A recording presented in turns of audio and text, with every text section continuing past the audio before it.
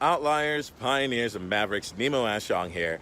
I am thrilled to kick off a new series here. Kick off a series of conversations that have been taking place with people who really inspire me.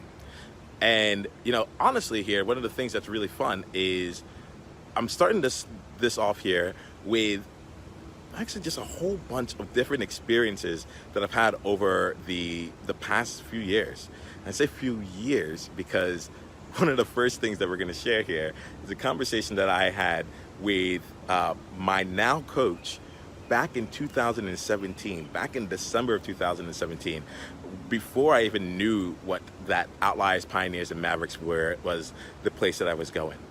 And the thing about this here is we had a conversation really around the framework of enjoyment at the time.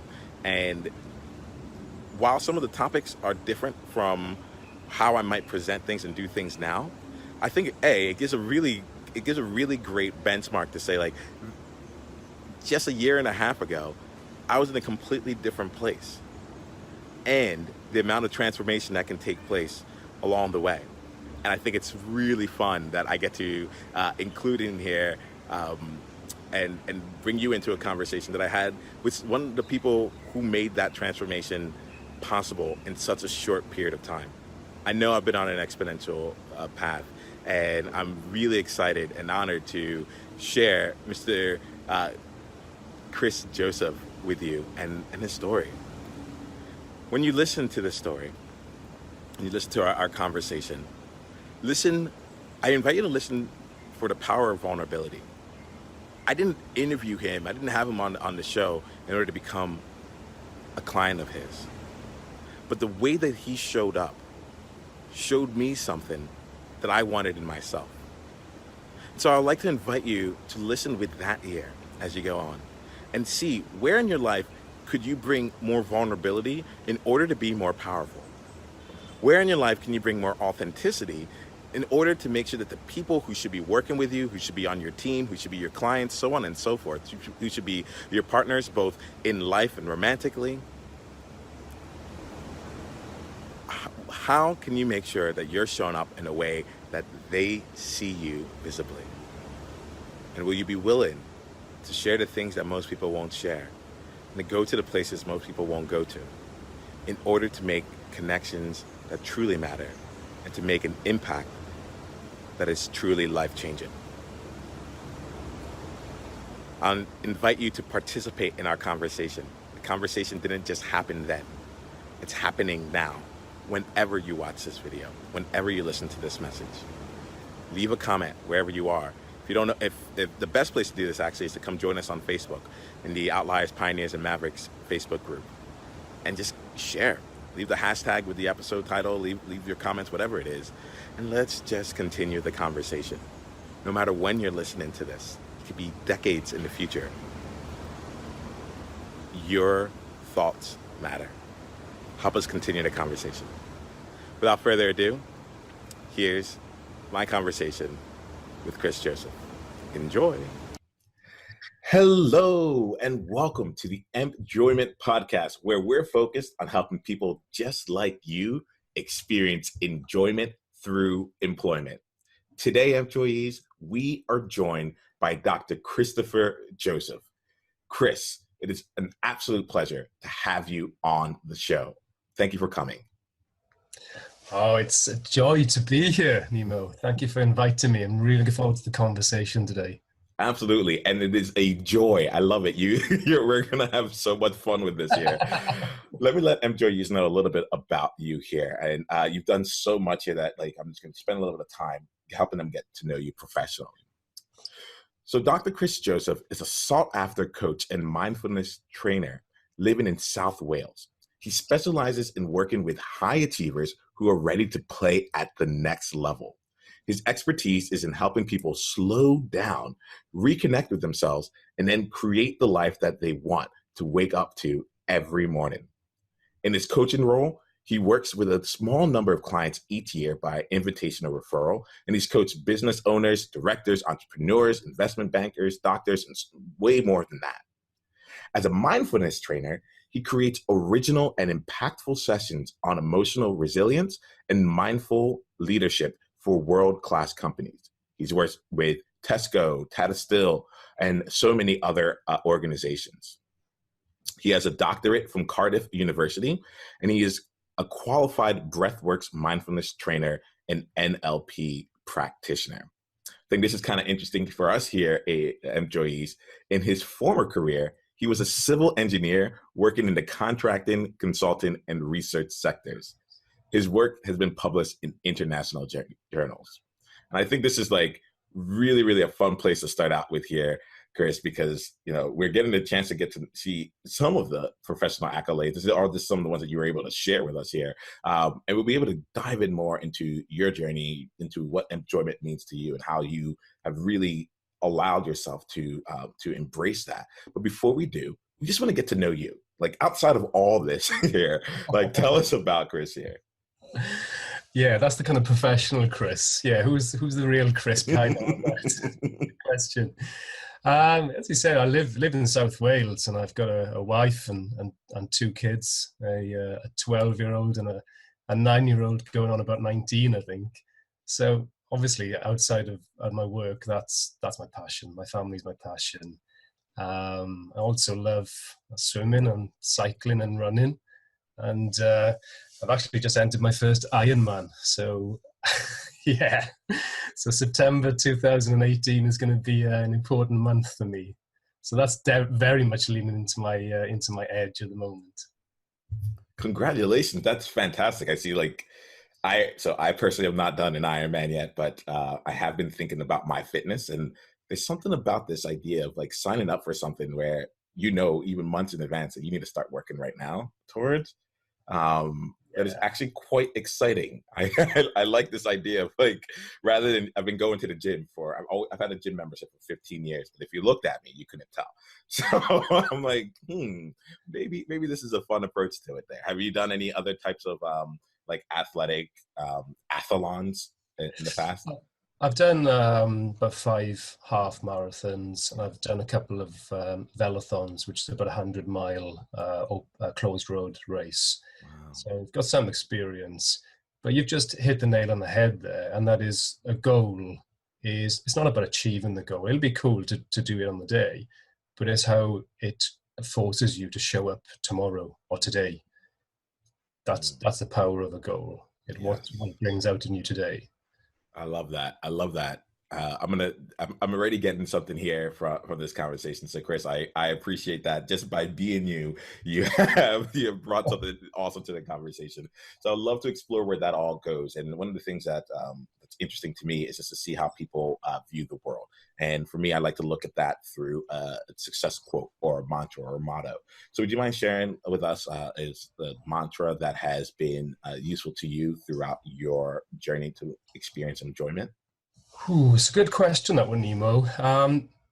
So let's go for the key one, and that is motivation comes from action, not before it. Motivation comes from action, not before. Can you let us know what that means to you? Yeah. So, if I'm honest with you, it's a mistake that I've made. I see other people make. Clients I work with, they try and get into state before taking action. They've got to be a certain way. They've got to feel a certain way, feel motivated, feel ready. And the truth is that all of those feelings of motivation, certainty, confidence, experience itself, by definition, it all comes from action. And we put way too many things in the way to prevent us from taking action, and in a way kind of trying to keep ourselves safe. But the irony is that there isn't safety in freezing, in non-action. There's great risk in that, in the fast-paced world that we live in. Safety comes from action, actually, as well.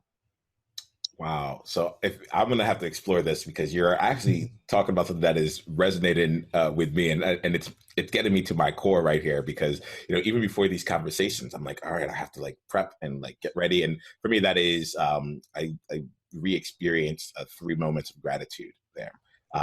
And so I want to just kind of dive in a little bit more on this from maybe more of a theoretical perspective or like an anecdotal perspective, and then dive into some experiences for you in particular.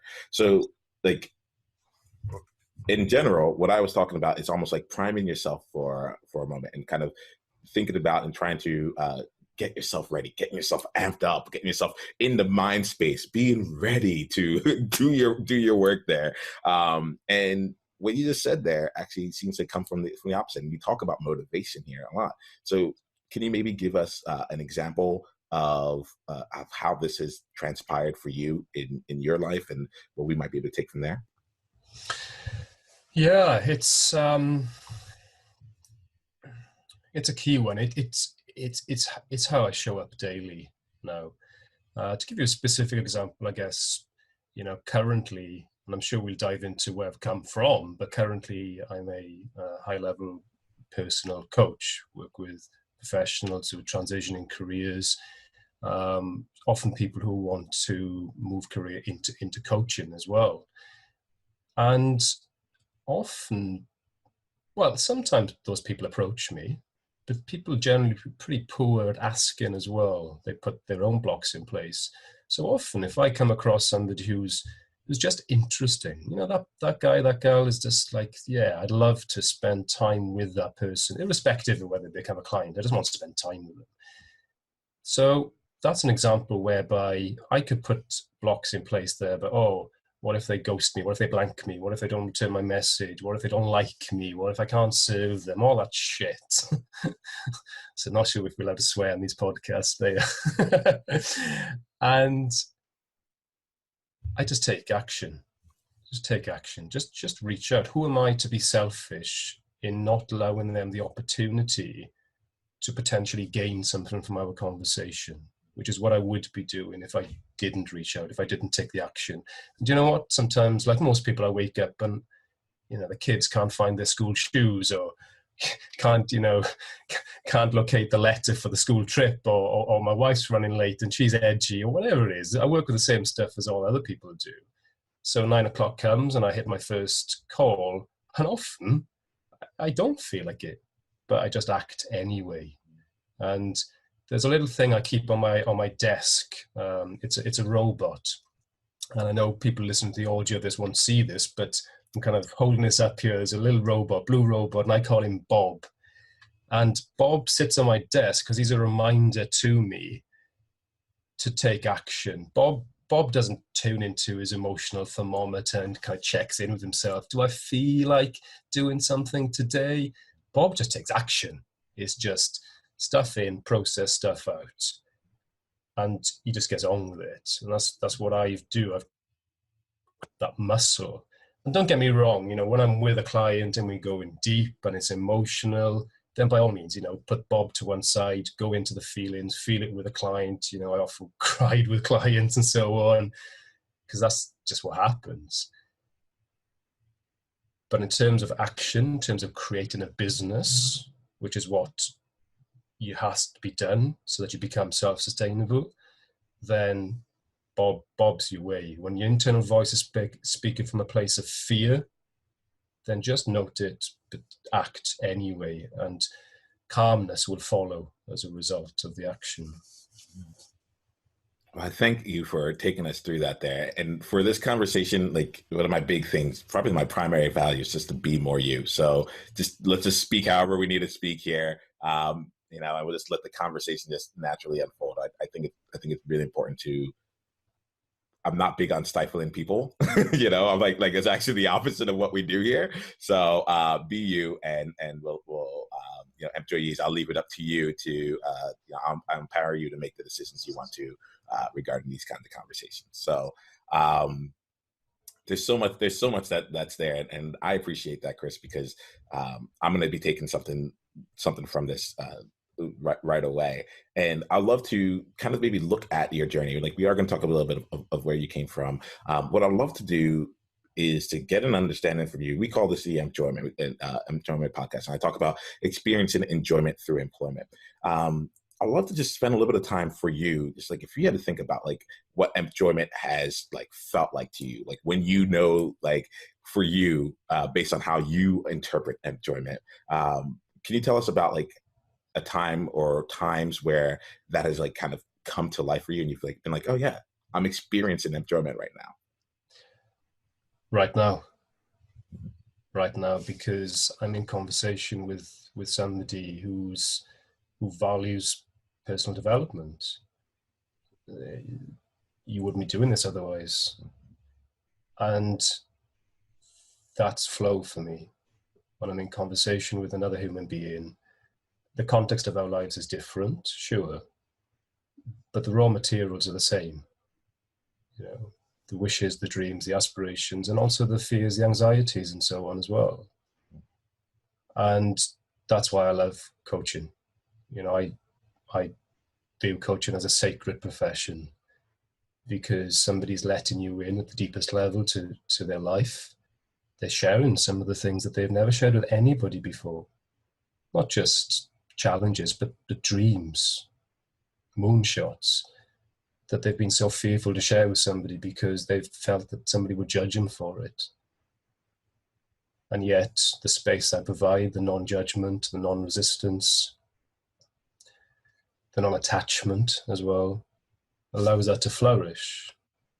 So what I do currently, coaching, is, yeah, it's just it's a true joy. It's a privilege. It's a sacred profession once you approach it from that space. And okay, not all coaches do. There's different coaches, but certainly that's the way I approach it. So yeah, this conversation right now is what I'm about. Awesome.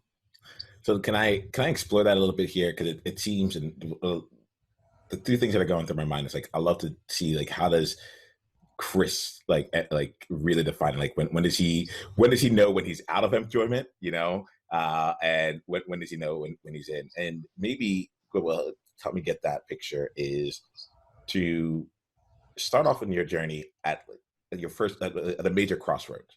I want to explore the time when you decided that, you know what, I have this background as a civil engineer or whatever else you were doing at that time, and you knew that there was something else for you out there. I'd love to just spend a little bit of time just being in that world there and just understand like some of the thought process, some of the things that you did, some of the ways that you took action to get the motivation. So can you help us quickly just by painting the picture of where you were in your life when you were making this decision to start off on this path that would lead you to true enjoyment? Yeah, again, great question. You're good at this, Nemo. Yeah, transition spots and points are important. So if I cast my mind back, yeah, my background has been academia, and without diving too much into it, just got the recognition from doing well at school and took that to the nth degree, took it all the way to PhD level. And many people do that. Many, perfectionists, of which I am a recovering one. High achievers, they've got a similar background. They just throw themselves into something. It's high-level sport or music, often academia, because it pleases their parents. And that's what I did. And then got to the PhD and, working hours and hours on end on actually I did it in computational mechanics. So I was, doing a lot of computer programming and stuff and writing models for the fracture of concrete. So real pretty specific stuff, tough stuff. And I just lost my way. I was failing at something for the first time in my life. I was overrunning my deadline. I was having to apply for school. It was demoralizing, and that was tough. It took its toll, and it impacted me and my self-worth. And then, of course, my story became a spiral story downwards. And I bought into that. I wasn't even aware I was buying into it. I didn't even know I had an option not to buy into it. I was my thoughts. And that led to a difficult period, I'm quite happy to share that, medics would call it kind of depression, but I just call it a loss of perspective on life. And that was the seed point for me. I remember, sitting on a mountain behind my house. I looked down over the valley. I could see the school that my wife teaches at, and I phoned her on her mobile. And she answered, which is unusual for her. And I said, I can see you, meaning that I could see the school she was teaching in. And she said, I bloody hope not. I'm on the toilet. And you know what? It just like, and it cracked me up. It cracked me up. And in that moment, I realized that even though I felt awful at that time, I'd bought into the negative thoughts about I was failing at something and I wasn't on the right track here. I still had my sense of humor. And in that moment, I didn't feel depressed. And that's the thing, you can't hold two emotional states at the same time. So it's choice. Which one are you going to hold? Which is why I love speaking to you, because you're the joy man.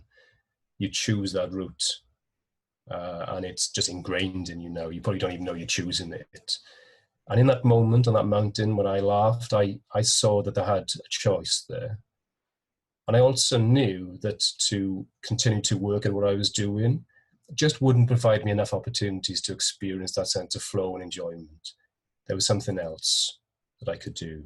And that's when I started to explore meditation, started to explore mindfulness, started to explore coaching. I had a cousin. I need to call this guy out because he's become my coach now.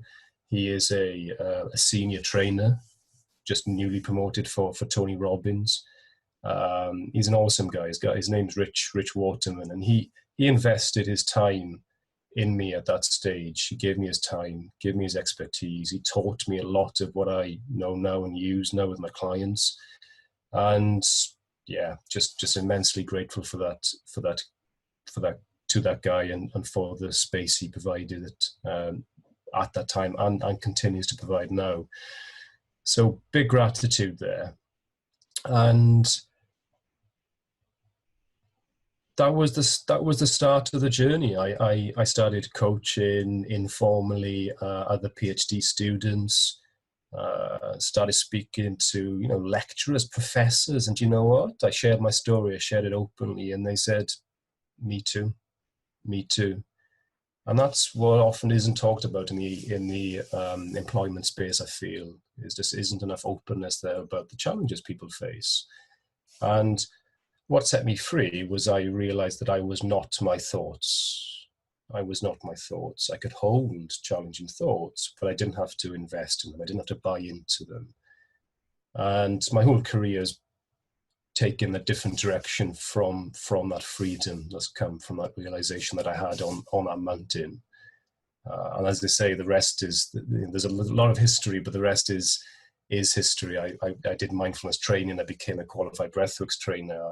I did some Tony Robbins coaching. I've done other coaching training. Everything's gone on from that one point. There's been a couple of other roadblocks as well, which I'm happy to talk about if you've got time. Oh, we have the time. We have the time. And what I typically end up doing is when I hear things like the rest is history or, long story short or, fast forward, I'm like, oh yeah, we're going to dive in. We're going to get to know that there because that's like, I like to say that when you listen to the Enjoyment podcast and you have a conversation with anyone in Enjoyment, you're going to find out information. You're going to experience things that you can't experience through Google. And so, we're gonna dive in on that. But before we do that, firstly, can I just acknowledge and thank you for just like being willing to just go there right away, to talk about this experience that you've had and really getting this to the place because it isn't talked about enough in this employment space. It's really the aspect, and it's weird because I said enjoyment, and I said enjoyment. Maybe there are Freudian slips there, but I think it's the aspect of. Even for me, I feel very challenged in the sense of being the joy person, like, and being like, let's talk about joy here without, and I don't want to do it at the, without acknowledging that it's both sides of the coin, that in order to experience joy, you almost like need the other aspects there. And it's like light and dark. How would you know where the difference is, right? So I appreciate you bringing that up. Yeah, it's, thank you for calling that out. And that lands. Thank you. And the way I look at it, it's a little bit like the theatre curtains that are kind of joined. The theatre curtains is that if you pull one curtain back, the other one pulls back. And if you think of, the aspects of life, you've got the enjoyment, you've got that space maybe at one end of the spectrum. You've got the other energy at the other end of the spectrum. Well, you've got to go to both places emotionally, because if you try and close one curtain down, then the other closes down as well, and you live quite a narrow life. So that's a really cool image there. You had said something, Chris, before we go into some of the other roadblocks you had. You talked a little bit about what I'm kind of considering possibility and choice, right? And one of my big themes here within enjoyment is possibility, and I feel like that's a real path to joy, in the sense of like knowing that you have other options. So I want to actually explore this from both perspectives, because you had mentioned that you didn't know what other options were available to you, and then you had mentioned that you made a choice, and then you talked about mindfulness and coaching afterwards. So can we go to like that juxtaposition, that particular crossroad, and explore how you discovered what other possibilities were available to you while you're in this state, and then like some of the things that you did that got you to a place where you're like, I am ready to take action, or I am ready to make a choice here. Yeah, sure. I think up until that point, I'd had probably what is quite a traditional view of work, is that you're just employed by an organization. At that time, it was a university, and I just, depression was enough of a wake-up call for me to stand back and say, okay, what pattern am I running here? And up until that point, it just been head down, work harder. And that clearly was not going to work for me moving forwards, or it was going to involve a lot of pain, and I was not prepared to put up with that pain. So I stood back and I said, well, okay, what's going on here? How are some other people earning a living? What do they do? And in fact, it happened to be useful. I was a researcher at that time, so I just changed the focus of my research for a while.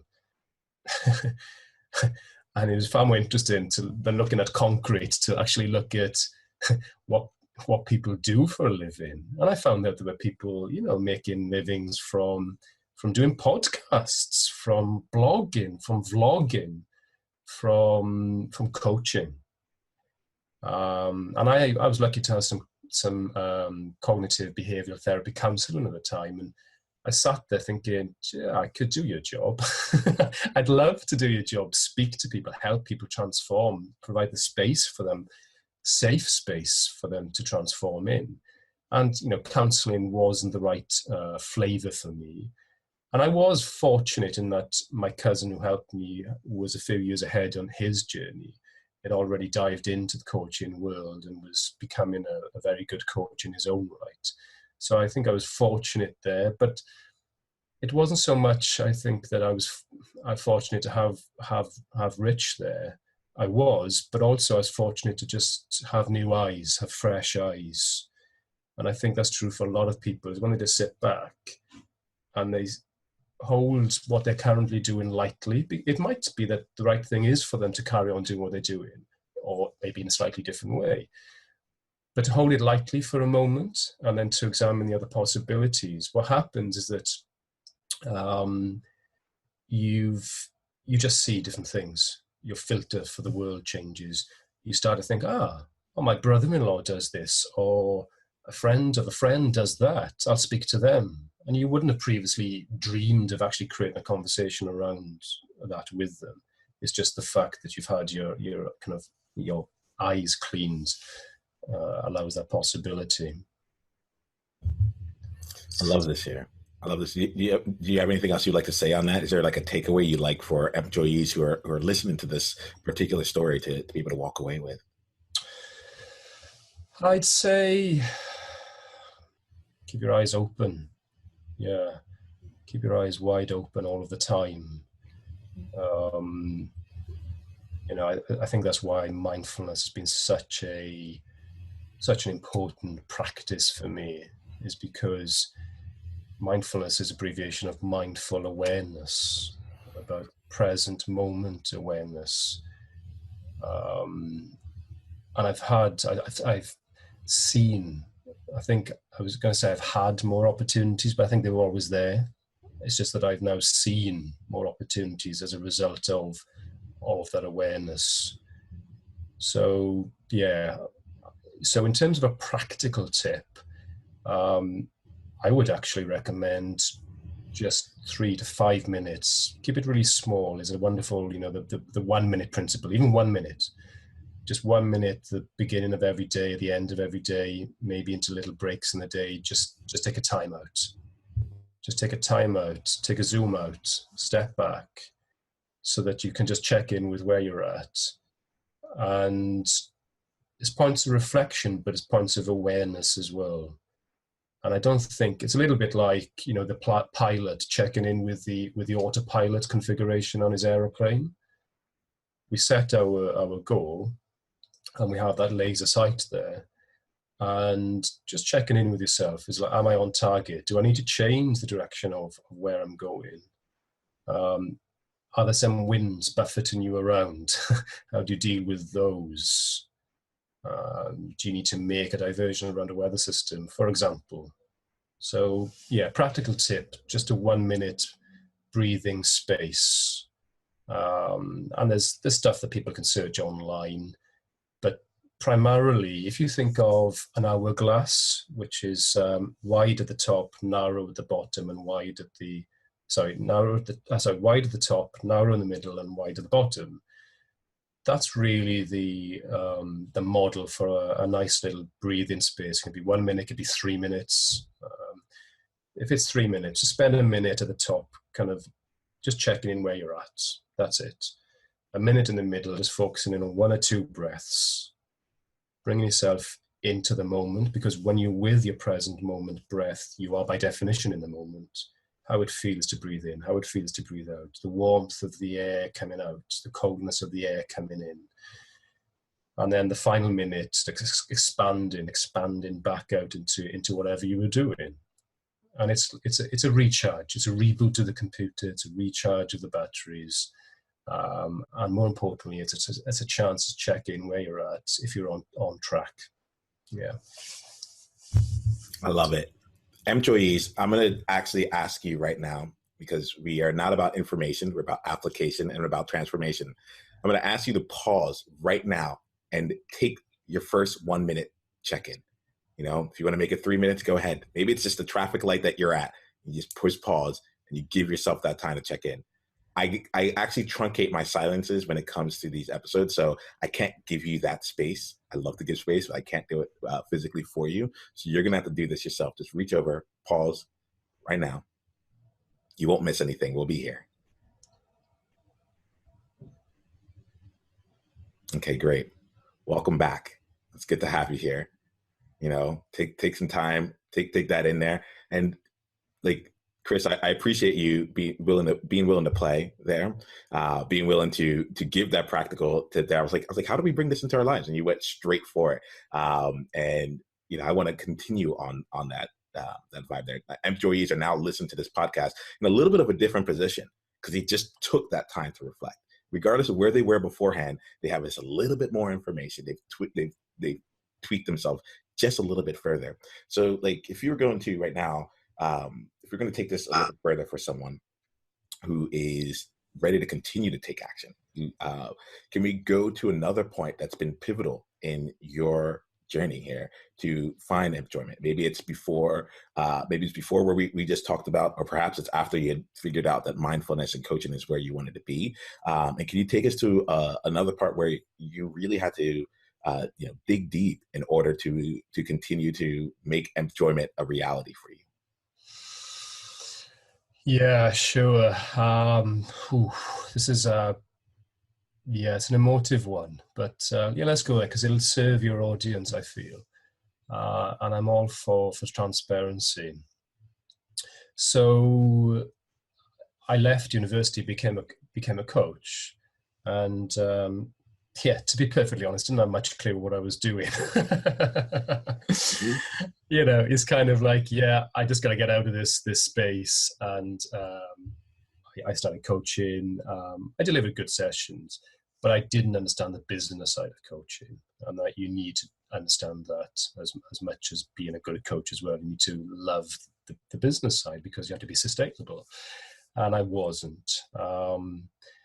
And I, at that time, I saw a quick route out, or let's say a quick route to sustainment.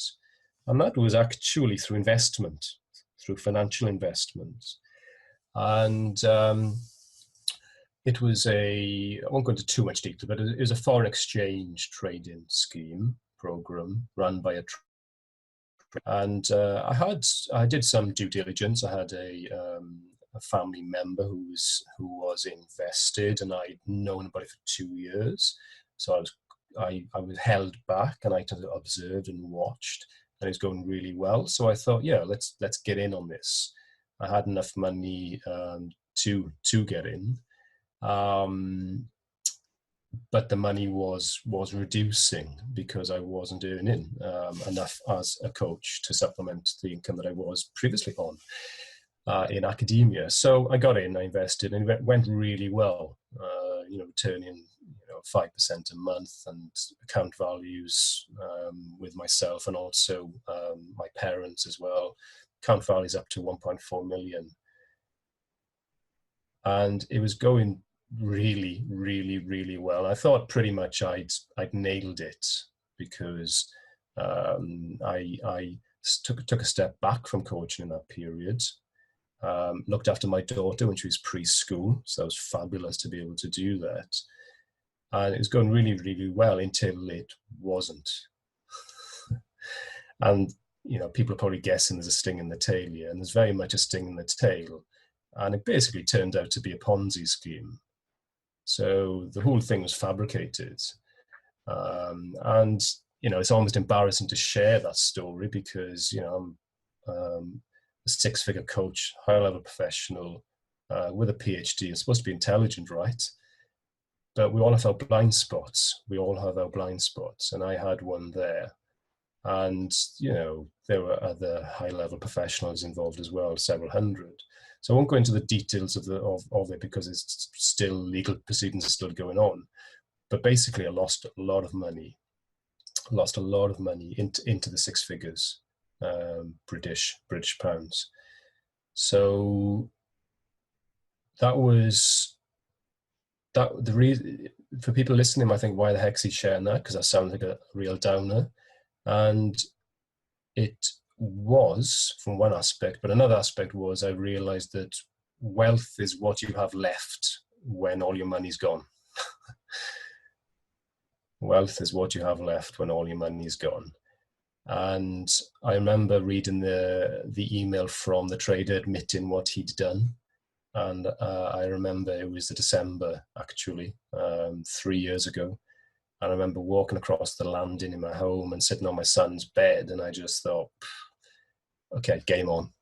If ever there was a time for action, then it was now.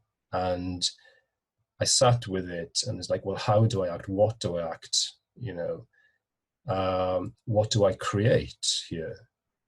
Given everything that has happened, what is it that I choose to create?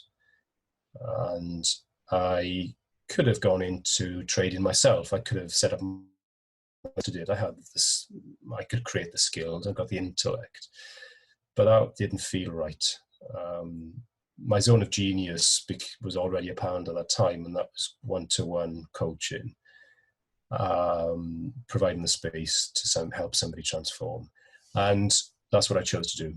So the reason I share that is because it took that jolt. It was a second jolt. The first one was more around kind of mental health and realizing I wasn't my thoughts. The second one was around wealth and financial wealth, and realizing that, yeah, I didn't need that. And the paradox has actually been that with that gone, it's created the space for far more wealth, actually, to flow into my life, because I've taken the action that was required.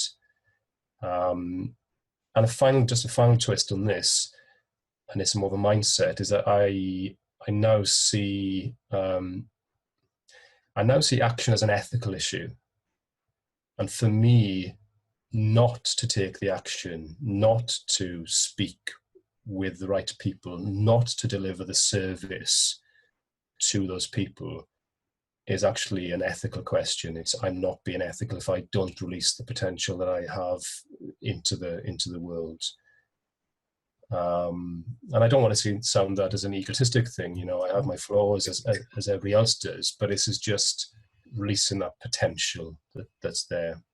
Yeah, you kind of mentioned it earlier, and I'm happy that it came back to this here.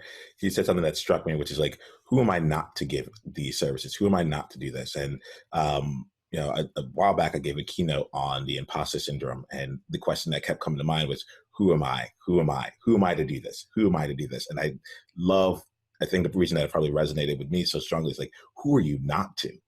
Who are you not to give those services? Who are you not to be able to go out there and help people in this way? And I do appreciate you going here, like, you know, because I think for employees out there, like, we're all going to have different things that are going to be a pretty devastating point, a place where, like, you know, it might even seem at that point, because if I'm hearing this here, you're sitting there with your child, you know, your wealth that you had accumulated is now gone, you know, and it's like, you know, at this point here, I don't have children at this time here, but I can only imagine, like, the pressures that you must have been feeling at that moment. You said embarrassment, and I, like, you know, I want to acknowledge and appreciate you for bringing that all up there, because it's like, I can only imagine all the things that like you said, you've had your PhD, you have all these different things going on for you, and it's like, what does this say about me?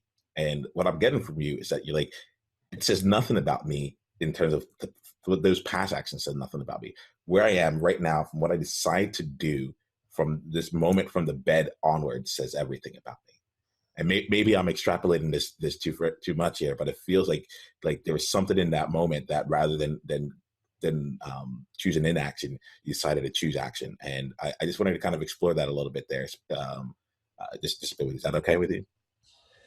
Yeah. No, I think you've nailed it, Nemo. It was a seed change. It was a transition space. I remember it as if it was yesterday. I feel it now. Non-action became a non-option. Yeah. And action became the path. So, employees, I'm gonna ask you right now, like, what would happen for you in your life if you decided to make non-action a non-option? I'm all about possibilities. I really am. But I've found that you might be able to find even more possibilities just through those actions there. So, Chris, can I ask you really quickly here, just given your background and your strength in also helping people with the entrepreneurs and also helping coaches here, you had mentioned something called the business side of coaching, and I was wondering if you can elaborate on two things. So, I think the first question I would have is, what is the business side of coaching to you? What is that there? Maybe we can start with that. Yeah, it's the business side of coaching is nothing more than structuring your offer, your proposal to a client in a way that's going to work for both of you, really. So structuring a proposal that, look, this is how it's going to work. We work, or proposal work over 6 months for this intensity, and the fee is this amount. But so often coaches fail to make that step. They don't do that. They don't say those words. It's a session by session basis. So the fee for the package is way too low. It's non-sustainable. So that's in simple terms the business of coaching. And what I felt very passionately was that I think as a coach, when you cross into six figures and you've got enough money to meet all your needs, it releases space. And I felt it's important to use that space to actually help other coaches to move into the sustainable space for themselves. So one of the things I'm probably most proud about over my coaching career has been the establishment of a mastermind group based in the UK. It's called TS BOC, The Secret Business of Coaching. I co-run it with my own coach and my partner, Rich Waterman, the senior trainer for Robbins I mentioned. And in many respects, it's come full circle. Me having that conversation with him years ago, and now us working together is fantastic. And it's set up to help people, help new coaches who, have a client. They've created a client, but they don't know how to navigate the route, so to speak, to moving towards a business that actually creates a sustainable income for them. So that's the thing I'm most proudest about, because it's passing it forward, if that makes sense. It's passing the skills that I've learned from others. Steve Chandler is a fantastic coach. His books are great, and Rich Litvin as well, and Steve Hardison, and Michael Neal. These are all guys that are worth calling out, because we're all standing on, the shoulders of giants. So yeah, does that kind of give you a flavour for what I see as certainly the business side of coaching? Yeah, it does, and maybe you can. I don't know if there's any examples of someone that has gone through. You don't need to say any names if you don't want to, but I love to, since this is your proudest moment, I'd like to look into that a little bit here and see maybe you can help us through the experience of someone else here. What was the result of maybe one person that's gone through this mastermind with you, and some of the things that have happened to help them get a better understanding of the business side of coaching for them? Yeah, I think let's give you a few examples actually, because there's one, I won't name names obviously, but there's one woman, she's background is in hypnotherapy, and she's actually a supervisor of hypnotherapists. She's transitioned. She wanted to offer a far broader offering. She wanted to have more flexibility in her sessions that she felt the hypnotherapy model didn't offer her. So she's rebranded, but also become not a rebrand in the face sense, but in the deep sense. And she now offers, yes, hypnotherapy, but coaching based around hypnotherapy as well. So her business has taken off. Created 3 clients recently, just off the back of recognizing her value, and also the stacked value that was there in all of her past experience. I think that's often people when they make transitions in their employment, they forget that they start in a new, and in some respects they are. Forget that they've got this stacked value there in all of their employment experience and all of their life experience up to that point. There's another guy who's just joined the second group that's starting in Feb 2018, and he's an accountant, runs co-owns an accountancy, turnover $500,000, but he just wasn't getting the depth of fulfillment from what he was doing on a daily basis. So he's done his coach training, and now he's started working with us already pre-joining the group, and he's kind of tripled his fee. So it's already 3 clients. So he's moved from starting with a modest fee, and then second client just doubling it, and then the third client kind of tripling the original fee, and he's flying. There's another guy who owns a podiatry business, and similarly as well, he loves the face-to-face interaction with the clients.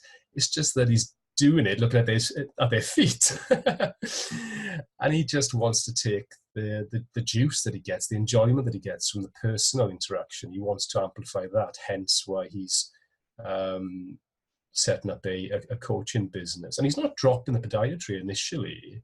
There's transition there. And that's what in terms of advice, it depends where people are at who are listening to this. Many people would be thinking about transition, I'm guessing. And if you're in a good financial position, then yeah, maybe you can literally take the leap.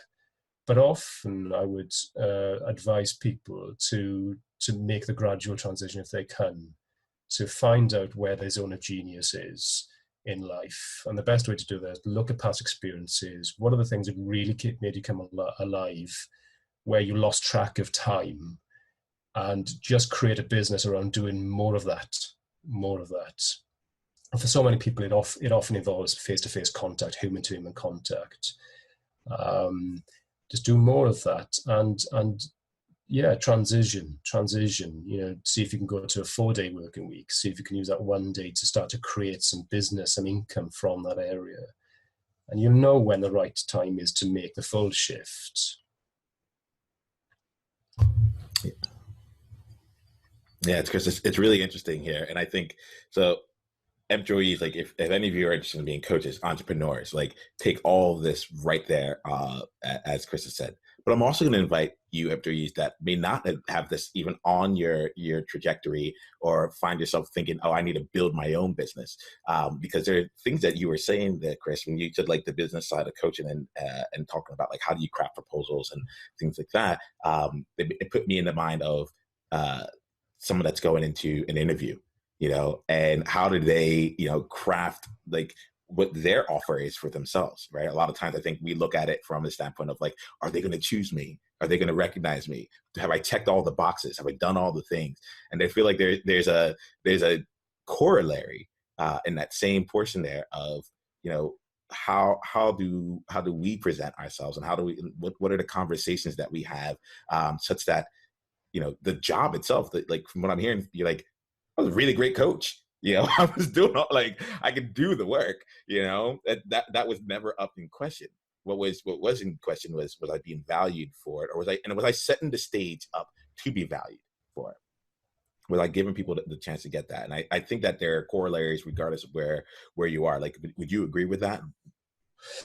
Oh, very much so, very much so. And just last year, my wife went through a difficult phase in her school. She's a secondary school teacher. I guess you call it high school teacher there in America. Without going into the details, difficult management and so on. She needed to transition out. The environment wasn't one that's nutritious for her. So she had to go to interview again. She hadn't been to interview for 20 years. And she was open to coaching, and fair play to her, because engine between husband and wife, but she was open to it. And you were open to give it then, like edgiest coaching session I've ever done. But in terms of the interview, I just said, look, do you want the job? Yes. Do you want to work at the school? Yes. Tell them that. Tell them that. Tell them that, do you know what? I want to work here. And this is why I want to work here, because of this, this, and this. We'll do what it takes to be an incredibly valued member of staff. That's my commitment to you. And she said that. And people just don't do that in interview.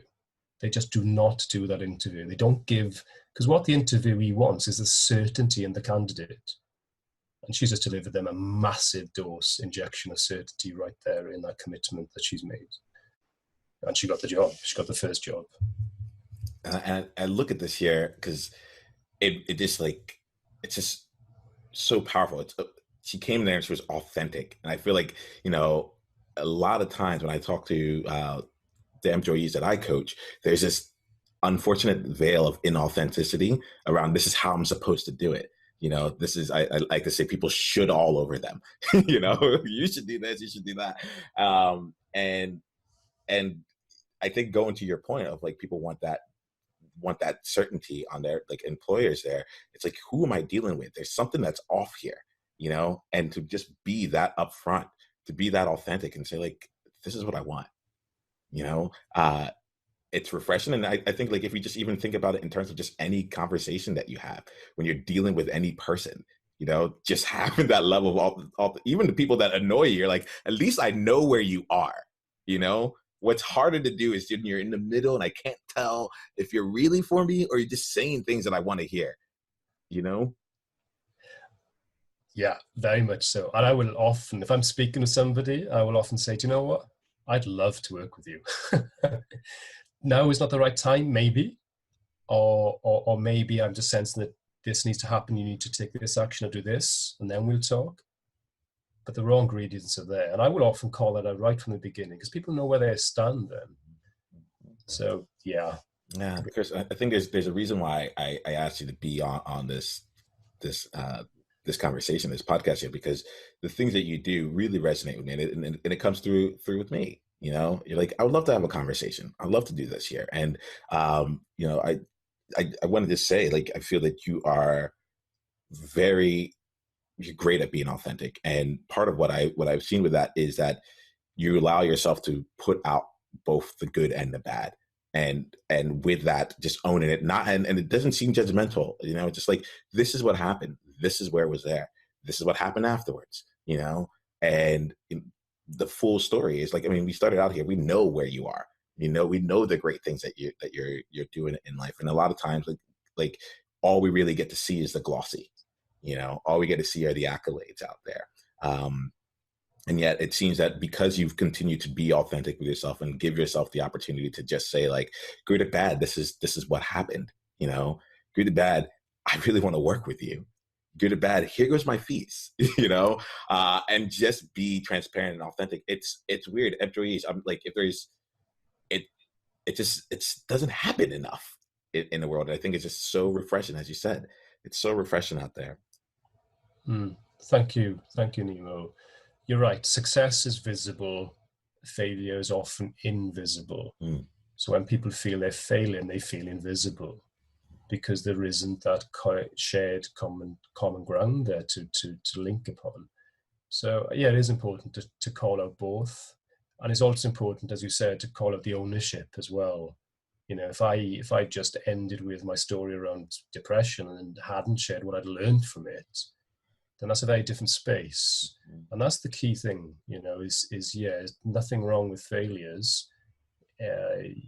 We fail forward. We have to. It's on the path, but it's what we learn. It's what we learn from it, and how we apply the learnings as well. That's the distinction. Ownership. Yeah. Loving it. So let's go. I'd like to wrap things up here. Maybe with just two quick questions here. The first one is, like, we've talked a lot about your past. We've talked a lot about all the great things that you've done here. Love to just understand, like, what's going on for you right now, and what are you, like, looking for in the present? Like, tell us about what's going on in your life and your work that really excites you, that employees might be able to also take a part and support you with.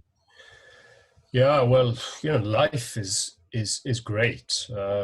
Wife's a lot happier in a new job, which helps massively, and the kids, fun level, and obviously with this sporting engagement with the Ironman. So life's great. In terms of professional work, again, just better than it's ever been, and opening up even more. So I've got the joy of working with, when your peer group are your clients, you've nailed it.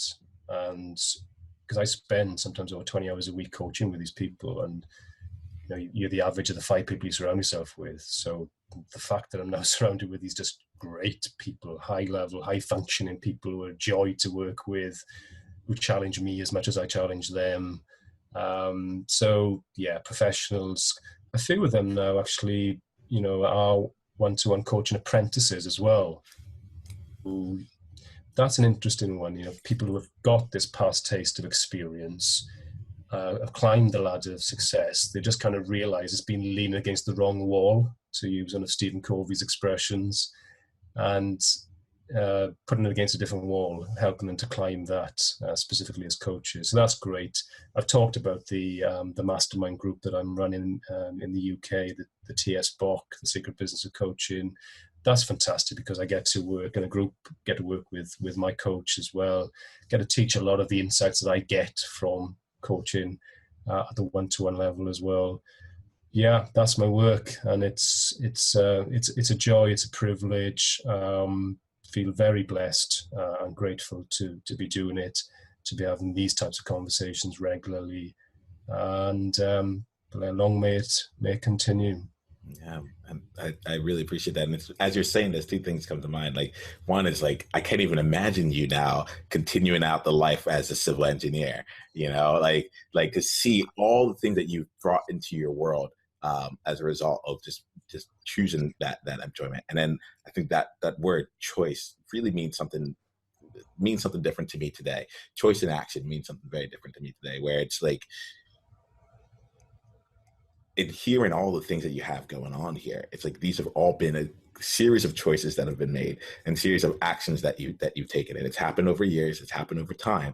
But when you're even just putting it out right now, it's like, wow, all of these things are all around you here. You have the family, you have the work, you have these opportunities around you. You're surrounding yourself with a peer group that also inspires you and allows you to continue moving forward. For anyone that is listening right now that might want to spend some more time with you, might want to explore some of these things here, and just engage in a conversation with you, is there a place that you would recommend that they go to get in contact with you? Yeah, they can email me. So it's Chris, CHRIS, at christopherjoseph.co.uk. They can check me out on my personal Facebook page. They can go to facebook.com/chrisjoseph.uk. That's probably the two best modes of contact for me. Yeah, and I'll just say that the way in which I like to serve is through service. So if what I've shared today resonates with anybody there, and they just want to get in contact, and yeah, even if it's just a short conversation, just to check out where they're at, help them with the direction, yeah, I'm open to that, very much so. Okay. So employees here, like, you'll see this here on this podcast, like, we provide opportunities for you to make a choice and take action. That's what Chris is going to respond to, so like, just putting it out there, like, if this is something that you are interested in here, like, just do it, and go from there.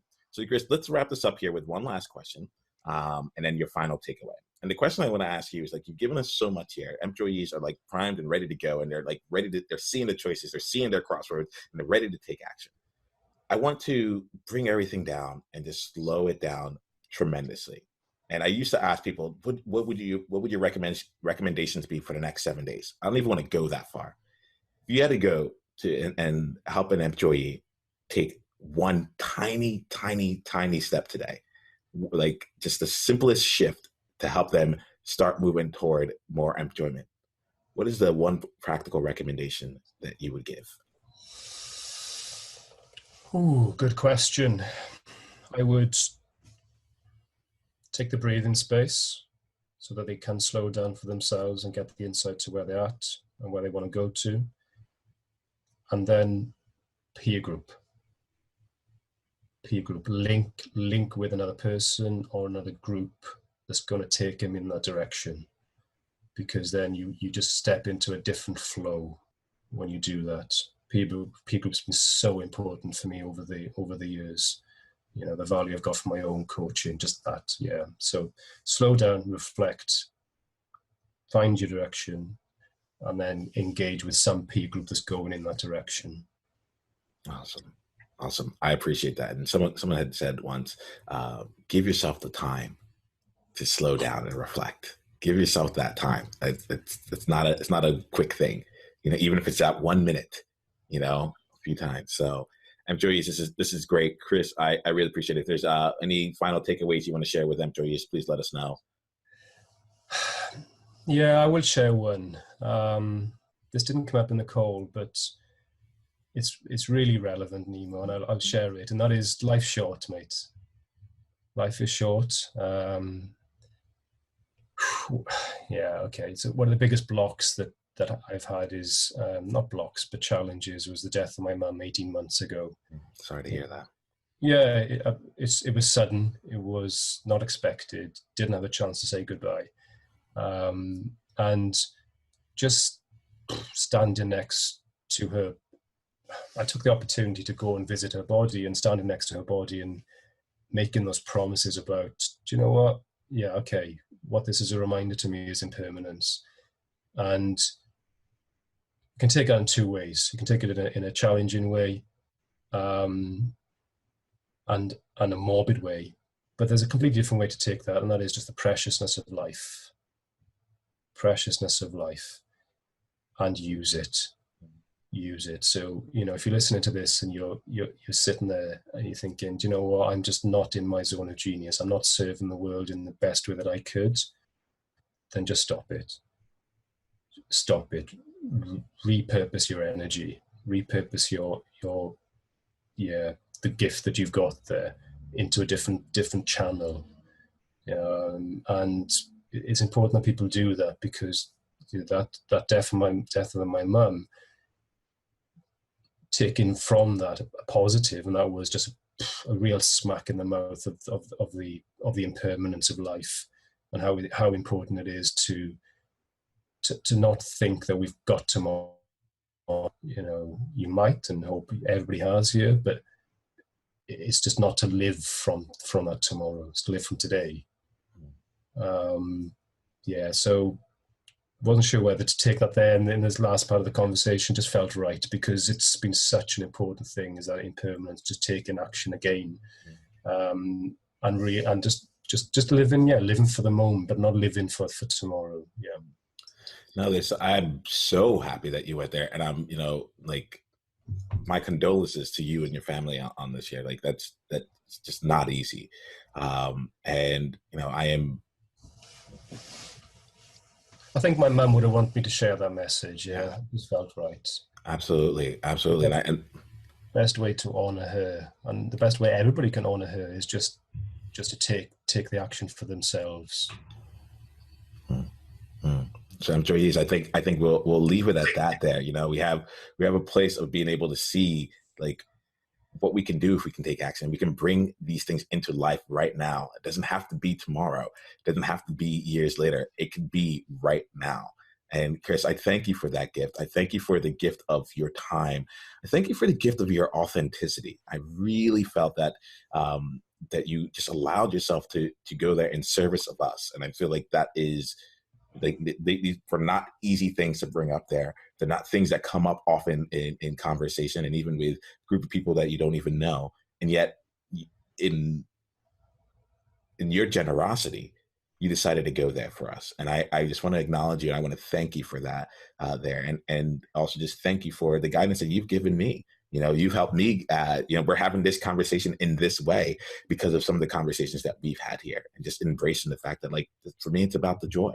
And bring that more and more to the table. So I just want to acknowledge you for the impact that you've had on me. And, employees, you're experiencing this as a ripple of some very meaningful conversations that I've had with Chris. So I did want to put all that out there. And I think what I love to hear, employees, is, like, as you continue doing things, you had mentioned something, because I thought was really interesting. You said, take one day for yourself. You said there was 4 days, and take one day for yourself to do this. And I like to look at it as, like, 20% time. Even if, like, all the rest of your life is going in one direction, if we just took that 20% time and just said, in this space, I'm going to do what I truly want, life can just be exponential. So with that, Chris, I just want to acknowledge you and thank you once again for your time here. Here is to doing the things that bring you joy each and every day. Take care. Thank you very much, Niiamah, and thank you for the work that you're doing, bringing this to the world, mate. Well done.